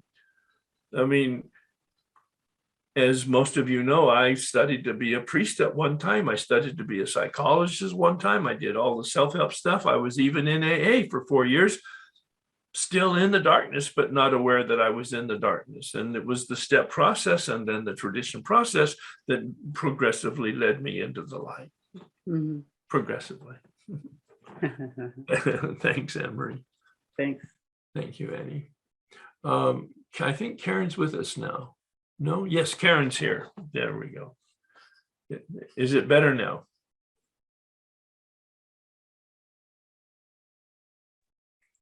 I hope so. All I right. hope so, Karen. Thank you. Thank you. I still have an odd delay, but we'll go with that. Yes. So I was saying my program was Al-Anon, and I was saying that for me, this tradition has something to do with recognizing that the program is democratic in nature. And when I say that, I mean that each individual participating in Al-Anon, for example, has a valuable perspective to share. And that and it's also the principle of being equals. Like, yeah, we are equals, whether somebody has been in the program for 30 years or 30 days. Right. And that's important in Al-Anon because I think the principle, there's another principle there that we're each of us are valuable people and contributors to the program. We know as, people who've been in the program a while, how essential it is when a newcomer comes in and talks about the pain that they have and the suffering that they're enduring and why they've come into the program, that there is a huge value in that. But I think it's also, we talk about really clear, I think, maybe it's because in Al-Anon, so many of us are trying to be so helpful.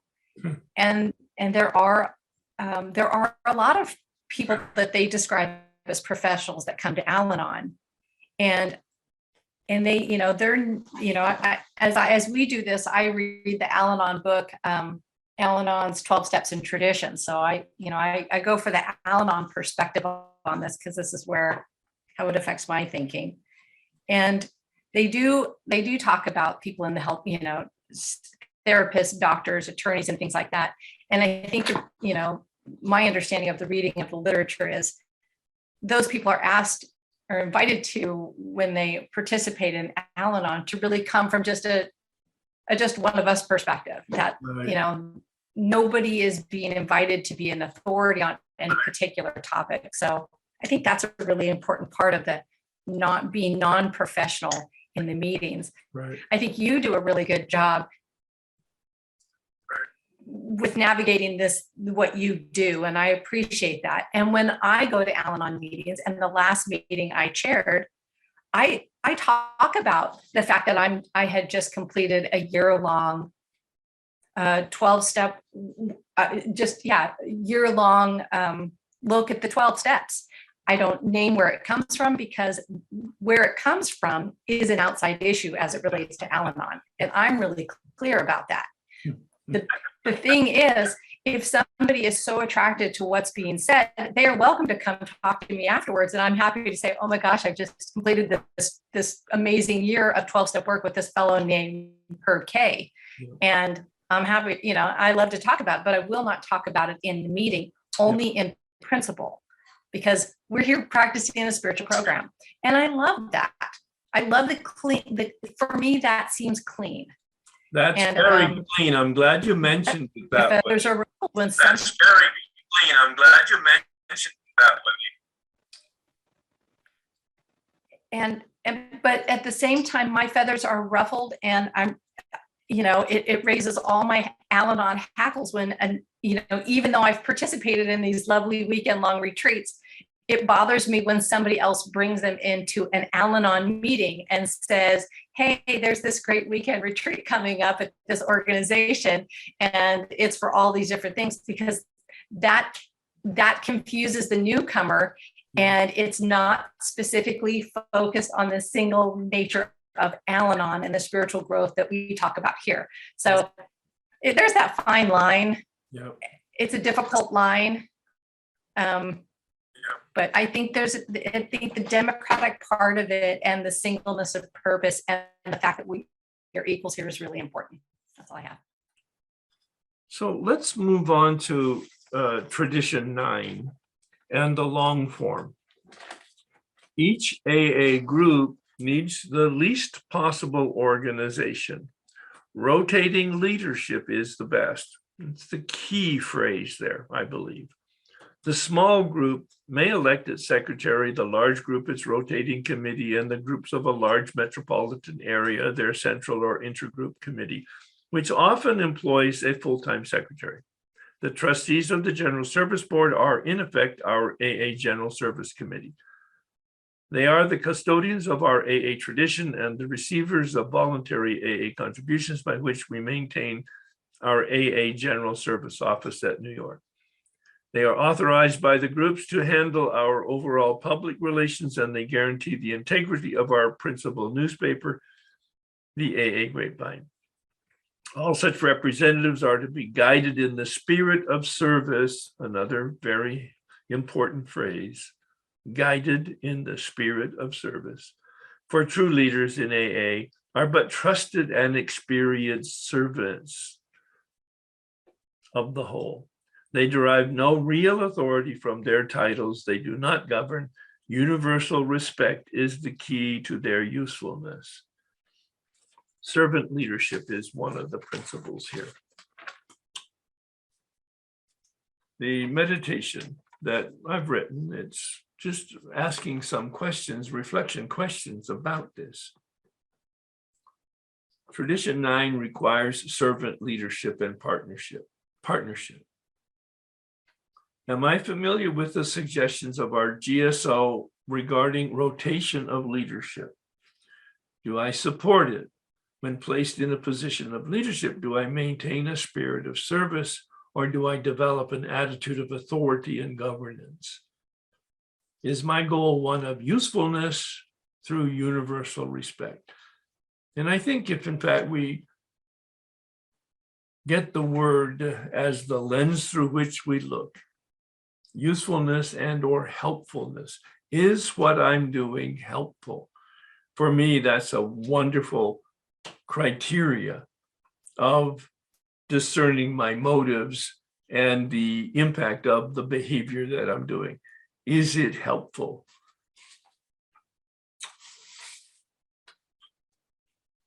Anybody who has questions and or comments and or experiences about Tradition 9, welcome to put your hands up. I will call on you in the order of your hands raised, of course.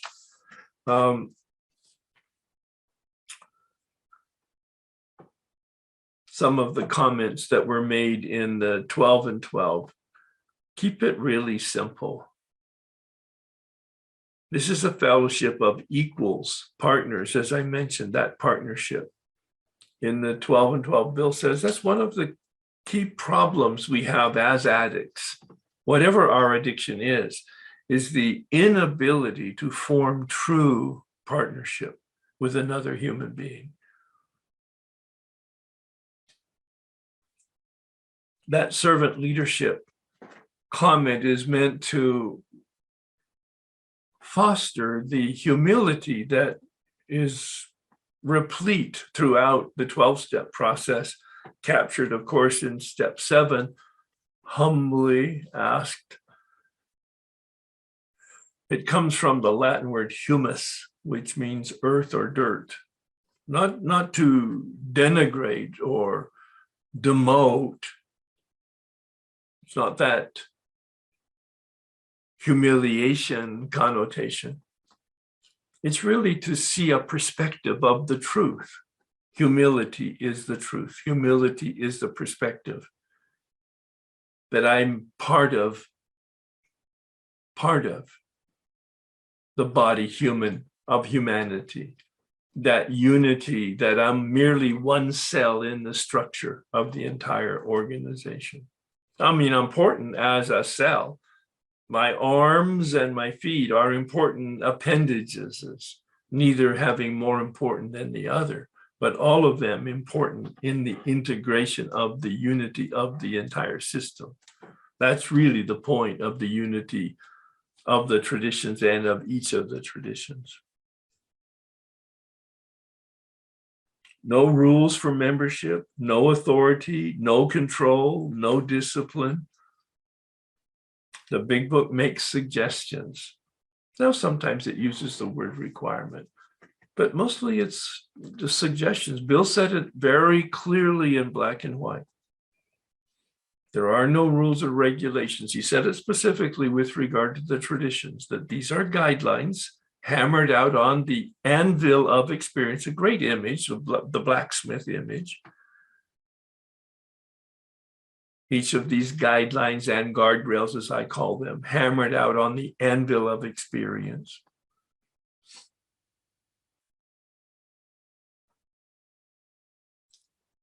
They're not the disciplines. He said there are only 2 disciplines in Alcoholics Anonymous. It's probably true in all of the fellowships. There's only 2 disciplines. One's your addiction, and the other is power, God.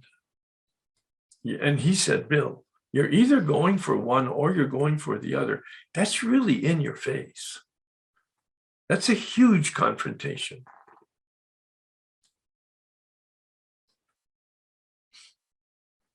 And he made that comment. We're either going toward the light or we're going toward the darkness. There's no resting. There's no neutral ground. There's no place in the middle.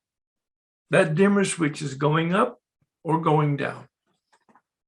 I use the image of gently pressed up against it so that we're not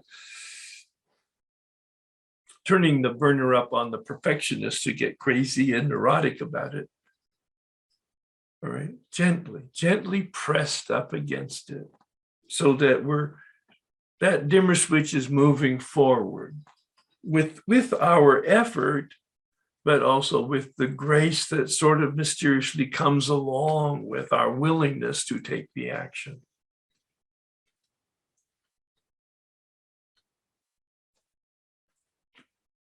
The term obedience is a very interesting word. It comes from the Latin obedere. Obedere means to listen. It really doesn't mean obedience in the terms of discipline and supplication and submission. No. Obedience means listen. That's what Bill is talking about when he talks about step 3, turning our will and our life over to the care of God. That care is that listening that we give to the GPS. As long as we hear and follow those directions, we will get to where we're going. hearing, listening, following the directions.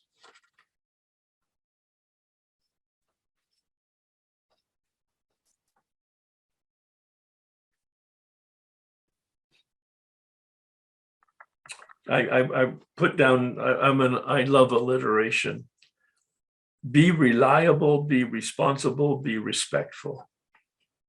Be reliable, be responsible, be respectful.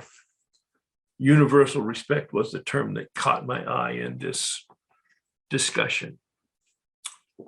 Ashley, please. Hi, Herb. Thank you. Yeah, that's what caught it for me too. Universal respect. And, you know, when I did a core resentment with you, my fourth step, and it was like this man divided against, or woman divided against herself. Like there's like a good Ashley and a bad Ashley. And rather healthy and unhealthy. Yes, but I remember I had really unhealthy. I called the bad Ashley Trashly. Anyway, but this particular tradition helped me so much, because when you asked us in your workshop to define what you need, what role you need from your higher power, what role, coach, you know, therapist, like parent, whatever. I wanted a partner. I wanted a partner. And so, you know, it really freed me up, because what I had realized is I hadn't been on equal footing with almost anyone in my life. You know, the talking about above or below. Always one up, always one down. Yep. And I needed that desperately. And so what came to me this year was really that I was still idolizing my higher power. So I had to that my higher power was a big F up, you know? And I was like, that's why, there's genocide, war, racism, sexism, because my higher power is a mess up too. Like my higher power does not have things together. I can get with this higher power. I can hang out with a sinner. Like I can hang out with this type of person or entity or whatever, the thing I don't know. And this listening, you know, the obedience of listening, you know, and suggestions, you know, everything I hear from my higher power is a suggestion. It's my choice to follow that suggestion or not follow that suggestion. And then I'll take action or not take action, which is an action. And then I'll get more information. And then I'll, you know, see how much it all feeds itself. But the thing that comes back and that I wrote in year one, in my first big book, which is like all coming apart. I've gotten a new one each year, and it's from your 12 Steps to Spiritual Awakening, your page 4 of Asleep, in the very first chapter.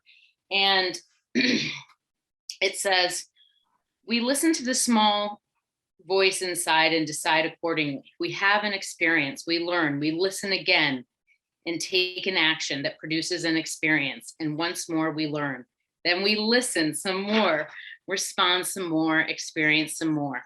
This cycle, once set in motion, can only be interrupted by, and this is the part that I have written in the front page, not listening attentively, not deciding, not responding through action, not embracing the experience, not incorporating the learning, not listening again.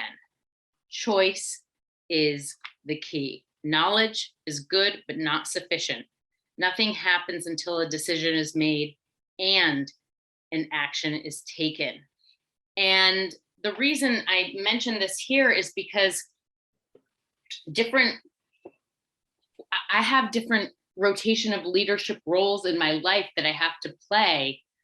Yes, good point. You're broadening it to your entire life now. Yes. Yes, wonderful. And what role am I playing in this situation? Am I a supportive daughter? Am I taking care of a child and holding space? Like, what is the role? You know, am I a boss? Am I an employee? You know, what is my service position in this world, in this space? And it comes back to the underlying principle of tradition one of unity. This duality, I don't want this me, them, us, that. I want unity in every aspect of my life. And it always starts out with listening. And so that's what I got out of it. Well, and that reinforces the one concept of a partnership. I mean, there's two major concepts here. One is the servant leadership. And I like that from the humility standpoint. It's sort of going back to that word that Karen used, I believe, is democracy. That servant leadership just puts us in a position of one of many. I'm here to listen to the group, yes, and to lead the group in all humility, but listen to the group. But I really like the term, especially for the people in any type of codependency and or Al-Anon program, of partnership. Because the servant leadership might not be a healthy relationship. Too many have been subservient in that relationship. But that partnership relationship, that's so, we're partners. We get to communicate, we get to disagree and agree that we disagree, and it's okay. We're not disagreeable in that. Yeah. Anything else, Ashley? No, that's it. But I really enjoy how there's so much richness in the traditions that really gets overlooked in so many ways. Well, because a lot of people, and I was very much like that, they were like, oh, those are the things for the people involved with the service structure. Until I got involved with the traditions for whatever reason. And I found that they were very applicable, sure, to the service structure, but they were really applicable to my personal life. And that's what you're talking about. Yeah. I mean, there's the applicability in my personal life is, and really, again, I know we're on 9, but coming back to the unity, if I forget anything else, just remembering unity. Well, it's the overarching reason for the traditions, but it's the primary reason for each of the traditions. It's always connected to the unity of the whole, each one of the traditions. So thanks, Ashley, very much. Yeah, you bet. Carol. Hi. I used to get hung up on this tradition because I thought organization was such a good thing, it's so good to be organized. Yes. But I'm wondering, I'll ask this as a question because I'm wondering if one of the things that the pitfalls of organization is creating hierarchy. It can be, yes. I'm in the service position, and we've had a real challenge. I've had a real challenge, and talk about unity. I've been really trying to focus on keeping unity because we had a conflict, and the conflict was about an interpretation of some. We'll get it. That really involves concept 10, because we didn't have clearly defined responsibilities and authority about spending money. Let's get it all in there. Yeah, right. And in an attempt to maybe add some clarity, I almost violated this principle, this tradition, because I was like, well, I want to be efficient. And one thing I've learned is democracy is not efficient. It is so not efficient. Oh my God. It is just like, yes, it's almost anarchy. Yes. And, I'm at this place where I'm trying to understand. I'm a doer. When I take on a service role, I'm going to do some of the doing for the group and for the area. But I have to stay really balanced in the being, and the time, it's hard the being takes time, and it gets in the way of the doing. So I have to keep everything balanced. I want to get things done. I want to do it efficiently. But in this program, we try to slow down, and that gets very frustrating. It's really frustrating. And we were trying to figure out a way how we make decisions around money and not wanting to bring it back to our, our bigger body for a decision. And thought, well, how can we streamline this? And I thought, well, the easiest way to streamline it is to make sure these people in the structure have the authority and the, to be able to do this. And I don't know what happened. Something hit me, and the higher power opened up my book once, and I was like, oh wait, I'm about ready to create a hierarchical structure here. And because I want to be more efficient, and it's been a challenge for me. Yeah. But I think that's so my question and my thought around this is, am I correct? Is that what this means? We don't want to be organized. We don't want to create hierarchy in our structure. I think that's the implication in the context, that absolutely do not want any hierarchy, and yet we do have a hierarchy.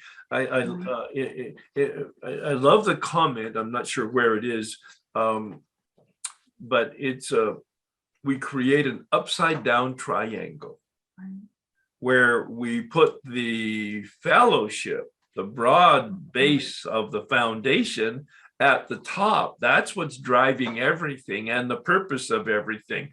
And we put at the upside down triangle, we put the leadership people, and that's the term for the elected leadership. We put them at the bottom of the triangle to try to minimize the perception of authority and power. So, there clearly is authority and some leadership, but it's not the kind of that you're talking about in terms of the hierarchical structure, which is the classical corporate structure. Right. And why we use that word, trusted servant. So we can make sure we remember we're down there. Well, and that's the thing that, again, I'm so glad if you could just incorporate that. Am I trusted? Am I trustworthy? Right. Have I discerned about my ego needs and my power drive and what are my motives? This is about consciousness. The steps are about bringing us to individual consciousness. The traditions are about bringing us to some type of social consciousness. And that's where that term universal respect comes very much to the top of the discussion in terms of the operating principle here of the democracy, of the servant leadership. Is what's my motive? What's my motive? And I've kept it really simple. Is it going to be helpful? Is that truly my motive? The words I use and the actions I take. I came across it probably as a result of the tradition study I did at right around 15 years of sobriety. I was then getting interested in the traditions because I think, had a wonderful developmental experience with the steps. But I became interested in the traditions because I heard one of the Al-Anons talk about applying the traditions to our personal life like we do the steps. And I began challenging myself with regard to my dialogue with my wife. I never had this discussion with her, but I said to myself, I'm going to use the criteria. Is what I'm about to say going to be helpful? It cut out 50% of my conversation. No, I'm serious. Oh, yeah. Because what I was about to say was at her expense, was demanding, was critical, was sarcastic, was to get a laugh out of people in the group at her expense. It was kind of like, wow. I really became conscious of the motives behind what I was about to say. And it helped me then filter it down so that over time, I know that she said to me one time a couple of years later, yeah, I just feel so much more comfortable around you. It's kind of like, yeah, no wonder. That makes the different sense. you, Well, not the ego, right? The better me, the better. Yes. Me. Yeah. Anything? Yeah. I like that. I'll have to keep that in mind. I mean, in my communications when I'm trying to do things and talk about things, is it helpful? Because yeah, then half the time I can just zip it up. Yeah, exactly. Thanks Mhm. very much. Thank you. You bet. I know you had your hand up, Annie, for a minute. Maybe it was because you had something to say and maybe it went away, or maybe it was an accident, or maybe you changed your mind. But I just want to make sure I don't leave you frustrated. Annie? No, thanks, Herb. I got to talk just fine. Thanks. Okay, great. Okay. Lisa, please. Hi, thanks. I was just reflecting a little bit, listening to what I think it was Carol was just talking about, the way what she was talking about, that drive for efficiency, how that reflects in me is the desire to control. Mm-hmm. And Oh, sure. trying to, and as an Al-Anon, my way of coping and surviving is always, and this is probably part of where I'm struggling with my step one, is the need to have control over everything, even though that's not realistic. And so when I'm in any of those kinds of positions, sometimes I try not to get into those positions because I know my instinct is going to try to control more than is appropriate. And I'm still not good at finding that balance. But I think I'll have to do some empirical practice with that question that you've been talking about. Is what I'm about to do or say helpful? How is it really? Who or how will it really help? And what's my motive behind it? In a way, and yet I know you from having lots of dialogue with you, and there's a possible slippery slope for you because you will then be thinking about it a lot and not taking actions. So I'm not so sure that's a good how would you say, criteria for yourself. And so just be conscious that do not allow it to hijack you. So how do I do it without slipping into overthinking? Exactly. Sounds like the question. Well, and of course, that is your question, isn't it? Yeah. That's a pandemic. That's a pandemic question for you, isn't it? Yeah. I wonder if some of that also comes into the thing that I've heard in Al-Anon that I have to continue developing skill with, the say it once and then let it go. Because not saying it once, saying it twice or thrice becomes an effort to control something that I shouldn't be trying to control. I'm going to adapt that to think it only once. Yeah. Yeah, right. And then take the action and observe and learn from that. And that becomes the empirical experiment. There you go. Yeah. Was this helpful to me? Did I create the joy that I wanted? Or did it produce something less than that? What could I do next to correct that? Yeah. Think it once and Think it once and then try whatever and trust. Indicated. Trust your spontaneity and learn from your whoops. And that's part of the empirical practice. Yeah. Experiment as well. That takes some courage. And trusting that this is an iterative process, that I don't have to get it all right the first time. Yeah. No shortcuts. Right. Well, yeah. Yes. Yep. That kind of speaks to the perfectionism thing, wanting to get it all right the first time. Yeah. And that's not reality either most of the time. Most of the time it is not. That is correct. All right. Thanks. Okay, thank you. You bet. Wonderful, robust conversation. I hope it was helpful to those people who are on the call, and we'll do it again next month for the final 3 traditions. And then the following month, we'll take a look at the overview and the experience of the journey with the 12 traditions. So we'll be looking at 10, 11, and 12. The basic recommendation is to read the 12 and 12. Somebody pointed out that Al-Anon has the 12 and 12 and reminded me that I want to read that as a supplement to the AA 12 and 12. And then the illustrated. Somebody very enthusiastically supported the YouTube recordings from a dedicated workshop that was done some years ago. That's recorded, edited on. There's one workshop on each of the traditions, and so you might find that useful. You will find it useful if you have time for it.